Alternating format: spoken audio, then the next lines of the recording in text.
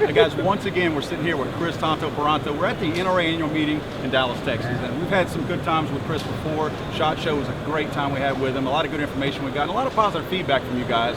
So I want to go through some more questions again. Kris, once again, welcome. Thank you. Thanks for having me. Appreciate Let's it. talk about the Battleline Tactical Tour. You guys hadn't launched it quite yet at SHOT Show, and you guys are in the middle of it right now. I know the tour's going on now. Tell us a little bit about that. Well, it's training myself and Dave Benton. If you've seen 13 Hours, you know Dave was the Marine sniper that was with me that night, and we're very good friends. We're friends for years prior to being in Benghazi, so it seemed logical to move on to a training aspect. Do a training company, we're out there instructing and doing anything from a basic pistol course to a pistol carbine. And we don't like to say advanced. I don't think there's basic or advanced warfare. I really don't. It's like level 1, level 2, where your skill sets are, and we'll do a level 3 pistol carbine where you're moving and gunning and you're running and you're getting pushed. The reason also was this logical, just because Boone and I had been instructors for years. Boone and I actually would come back from deployments and instruct GRS personnel going overseas. We'd actually put them through vetting courses to make sure they qualified for it. And then we also instructed with various private companies like Asymmetric Warfare, which Boone did, or me with 88 Tactical and things like that. So it was just kind of a looking at each other after 2 years, going, why didn't we think of this sooner? Yeah. This just done. And then you're watching a lot of the YouTube videos, and there are great instructors out there, but you're seeing and feel like, what are they teaching these folks out here? And then you see the attitudes of, hey, I'm an instructor, and you do, and it's like, this isn't right. How are we going to get the new shooters in, the ones that want to start carrying, the ones that want to start training, the novices? We need to make an atmosphere that, yes, it's firm when it needs to be. It's very well put together, which Boone is. I'm not. Boone's awesome. He's but also an environment that is non-intimidating. So you bring new people into NRA conventions, you bring new people into shooting, which is important because that's how we continue to strengthen the Second Amendment. And so, like, you know what? And Boone and I's attitude, I'm not humble, but he is. But no, you're humble. We get along, and we make it fun. That's the thing. I never learned anything unless it was fun. Even Ranger School, as much as it sucked, it was still fun. It was. We made it fun. And so we bring that mentality in, and it's doing great. We actually had to shut off classes because we had too many going on. I saw some sold out classes out there. Yeah. Let's talk about it. You mentioned the intro level shooter. Yeah. I'm curious. All right. Let's say I'm a new shooter. Sure. I'm somewhat intimidated by the whole thing, the mystique of the gun. It and all that is, good and it's stuff. normal. That's normal. That's I mean, is there room in your class for that guy? That's intimidated, but goes out and gets some good gear. Yeah, actually, it is. And even if they come in, that's one thing. Good thing about the basic pistol course that we do. If you come into a basic, and I hate basic or level 1. Is that we do go over gear.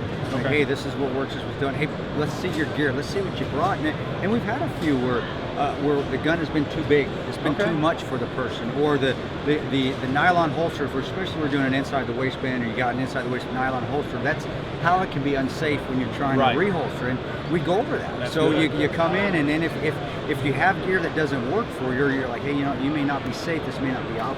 We don't say, hey, get out of the class, you're an idiot. It's, okay, let's work with you. And we always have extra weapons. Why don't you try my Glock? Hey, he's got a SIG. Why don't you try this SIG here? Why don't you try that 43? Let's see and let's see what fits your hand. So let's start working with you so you know better what's going next time. And luckily, the majority of the time, it's a gun that they were given by a family member, so they didn't spend money. So it's not, hey, you spent money, gosh, you wasted it. It's hey, you're given this, it's probably not going to work. Why don't you try something to this aspect? And that's what, no, it's not intimidating. Oh, we want to make sure that you're out there safe, because we definitely don't want to put you out there with a system or a firearm that doesn't fit you, because you can hurt yourself with it. And that's the worst thing you want to do. And I'll tell people this, even with another person, the worst thing you want to do is shoot anybody, especially yourself. It's the last resort. Shooting yourself is a complete mistake, but you don't want to do that. We don't want to send people out that find out later, you know what, he was reholstered and he shot himself in the leg. And then what does that look on us? It makes you feel bad as well. Yeah, it does. Well, your tour, where you guys are going, I know I've seen Daytona, you guys are going all over the place. What's your next stop? Whitesboro, right after this. Okay. We have Larry Stevenson, and some of y'all may listen to his radio show, Larry the Blackberry Cowboy. Okay. Denver police officer, huge Second Amendment supporter, huge conservative.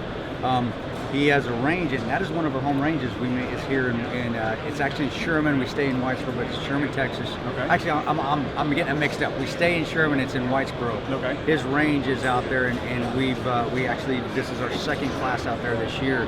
And when I say home ranges, it's one of the ranges that we primarily use. That's one. Daytona at Big Threes is another one.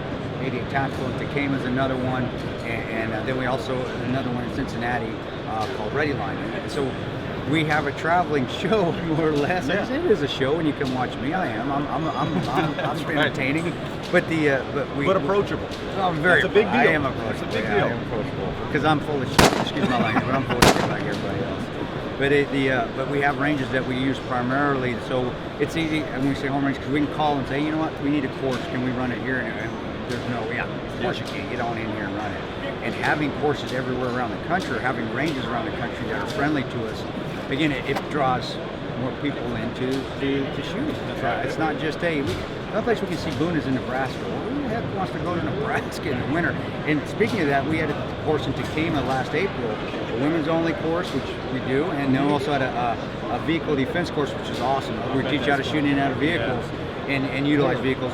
It was 12 degrees out. But you know what? People, and y'all love that. You should see how much fun everybody has because we're all sucking together. Embrace the suck together. It just brings everybody together. I can't train that. Weather can train better than anybody. And it reminded me of being, even though it was a day and we got to go in, it reminded me a little bit of when I was a ranger school in the wintertime. And I saw, you didn't have to be a ranger, I saw all the people that were the participants, they all came together because that weather brought, that misery brings everybody together. And of course we had a good attitude and we're laughing all the time. But it was awesome. It was a fantastic 2 days. And we just froze. I was going to say, forgive me for not being excited about training in 12-degree weather. It does not sound like fun to me. And all you alpha males out there, the 5 women that we had 15, I'll admit 10 of them didn't, and I wouldn't either, but we had blizzards, so a lot of them couldn't get in. Okay. 5 of them did show up. They crushed it, guys. So guys out there, when you're thinking about going and training, it's too cold. I had 5 women that were killing it out there, and it was 12 freaking degrees. Nice. It was awesome. How does somebody find out about Battleline Tactical? Actually, you can go on my website. I have KrisTantoParonto.com. It's with a K. My mom, she's a character builder, so it's spelled like a girl. It's Christian, but that's my mom for you. She wanted to toughen me up. And that was back in the day when political correctness wasn't about. So yeah, we got picked on a little bit. But it made me the man I am today. But go to KrisTantoParonto.com, and then there's a link for Battleline on there. And then also social media. We have a Battleline Facebook page, a Battleline Instagram page. Twitter's more political, and so I have a Kris Paronto Twitter, but that has nothing to do with Battleline. But you can go on the website and see when we're scheduled. All right, let's talk about everyday carry. Yeah. Obviously, you carry. Everybody out there, a lot of times we've gotten some comments and some feedback. You know, what do you carry? People are always interested. So tell me, what do you carry and why do you carry? Yeah, the reason being, I still like Glocks. I still carry a Glock 19. I still carry a Glock 43 in certain situations. And it's all situation dependent. And it's also how much, where am I going? And again, I'm getting into situations. What am I doing? Am I going to dinner? What am I wearing? Right. And so you do have to have, and I'm not going to tell you go spend a ton of money on guns, but I'm saying you really should have at least a couple firearms you can go to at different sizes or even different calibers depending on what you're actually doing every day. Now, Glock 19 is comfortable for me because it's right in the middle. I mean, the 17 is nice, but it's a little big. 43 is nice, but it's a little small. It fits right in the middle, and it's what I carry overseas. Okay. It's primarily my carry gun overseas, so I'm used to it. It's something that I've shot with. I can pick it up, and a gun, or any gun or pistol or whatever, should feel like an extension. It really should feel like an extension of your hand. You hear that in the movies, it's true. You should be able to pick it up and it's just comfortable, and that's what it is. Let's talk about that point that you just hit on a little bit more. You said you carried it overseas. Yes. Explain the importance of, because you've obviously dealt clearly in some high stress situations. Sure. Explain the importance of, from a motor memory, muscle memory I should say, having some familiarity with a certain gun and then all of a sudden being exposed to a high stress situation and not having to fumble around and look for how the thing works. Well, what happens, guys, and when I do talks every once in a while, I talk to leadership groups about leadership, and I talk about training of personnel. Whenever the adrenaline dump comes in, you will always fall back on your highest level of training, muscle memory. So whatever you're used to using, whatever you've used over continually, you don't think about it anymore. It turns to, Boone hates me to say instinctive, I guess that's not cool in the gun forums anymore. Instinctive's not a cool. It still is instinctive, guys. Right. It turns to instinct. It turns to I'm just going to my weapon. I feel it. I know where it is. I know how my trigger press should be. I know the weight of my weapon system. I know where my sights are. I know where my hold are. Because you don't even look down your sights in those stressful situations because you've been trained and acclimated so much with that gun that you've been doing it every day at the range, whatever you're doing. That when the crap hits the fan, you really just go to an instinctive or reflexive muscle memory environment. So having a gun that you continually train with, first of all, you're comfortable with it, you're confident with it, you know it works, you know how it shoots, that when you go to it and you grab it, again, it feels like an extension of your hands. It's just like you're throwing your fist out. And you don't, until you get a chance to actually back off and take a break, you don't look at the sights. You may be looking at the sights, but you're not realizing what you're doing because really your eye can only focus on one thing at a time, and you're focusing on that threat. But you've trained so much with that weapon system that you've used, that you've grabbed, that you've chosen, that fits you, that it just becomes natural. And that you've got the sight, top of the front sight post right where it needs to be, and you're also got that good crush grip. You're punching out to your threat, and you got a good trigger press because you've trained with it. And that's just going to range training. That's just doing it in your house, doing dry fires. Right. And they make great systems now, like the Mantis system, Morgan timing system. Great systems that you don't even need bullets anymore to.